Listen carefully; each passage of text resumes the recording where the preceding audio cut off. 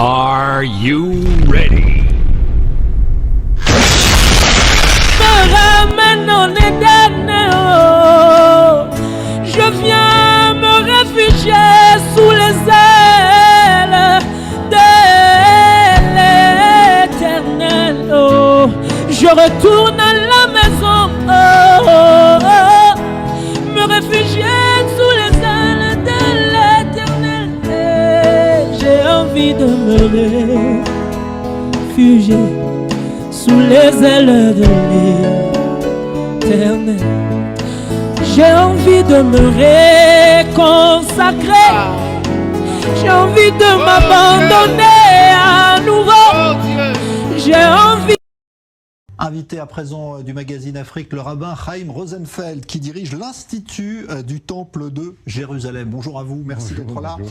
Je montre cet ouvrage dont vous êtes l'auteur, Un cœur, un temple, une lumière universelle. Vous consacrez, on va dire, l'essentiel de votre vie, de votre activité à un combat qui est celui de la reconstruction du troisième temple de Jérusalem. Et vous revenez justement d'Afrique, c'est de ça dont on va parler aujourd'hui, parce que vous préparez pour le 14 mai prochain, c'est la date, à Kinshasa, en RDC, un événement considérable. Hein, ce sera dans un stade. Racontez-nous ce qui va se passer. Oui, alors c'est un stade de football. Il y a 30 000 personnes qui vont dans ce stade. Et on va parler d'une part du temple et d'autre part de l'amour du Congo vers Israël.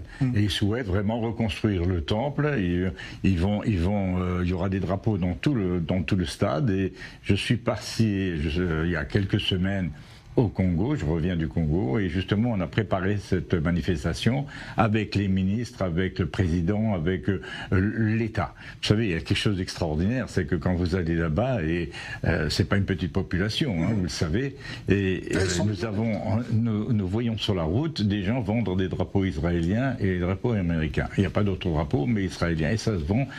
Donc c'est un amour réel de la population vers Israël. Et ils souhaitent que Israël reviennent pour pouvoir les aider d'une part, mais aussi d'avoir des échanges. Donc à tout niveau, le commerce, industrie, la terre bien évidemment, puisqu'il y a des milliers d'hectares qui sont en friche et qui peuvent faire travailler les personnes, parce qu'ils ont besoin de travailler.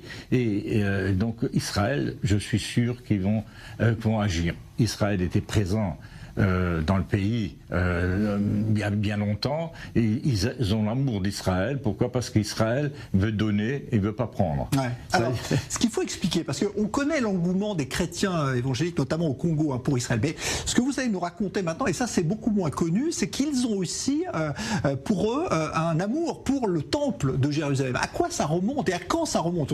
À l'époque du temple, dans l'ancienne époque, il y avait des pèlerins africains qui venaient à l'époque, même s'il n'y avait pas encore de christianisme. Mais tout à fait. Les religions n'existaient pas à l'époque du temple. Les gens l'oublient. Mais les religions sont nées au moment de la destruction du temple. Mais à l'époque du temple, les gens venaient de partout, d'Afrique, d'Asie, d'Europe, de partout. Ils venaient pèleriner. Pourquoi? Parce que Dieu était présent dans le temple, c'était sa maison à Jérusalem, c'est là où a été créé l'homme d'ailleurs, Adam et Ève, c'est au même endroit, il y a eu la Canaan Tisra, il y a eu beaucoup de